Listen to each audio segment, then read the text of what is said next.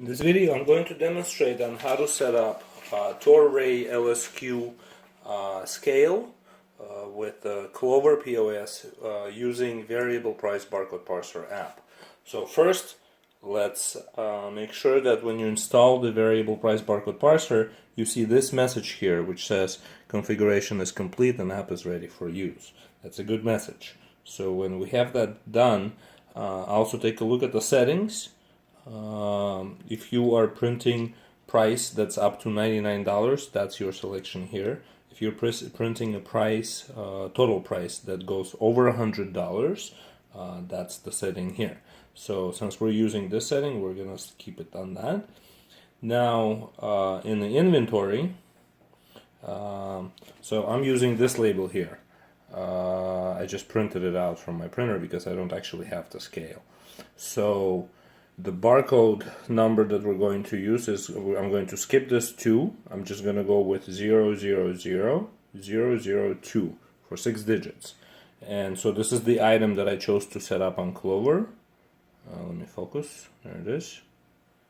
Alright. So as you can see, I've entered that into a product code. I have it set up as per unit. And let's change the price then to $2.49 to match the label. $2.49 next. Items per pound.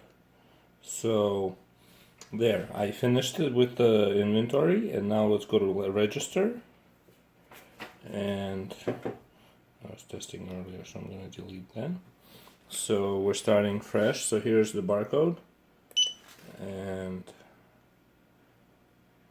as you can see, it works, it adds it. I'm also going to try to use the built-in barcode instead of the printer one. So it's a little harder to catch a scan with this barcode scanner.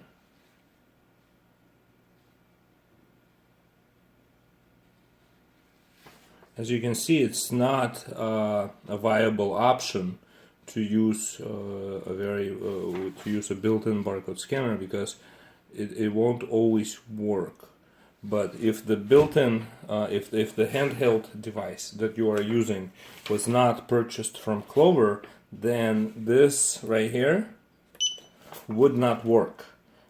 It would simply take you to add item screen instead of taking you here.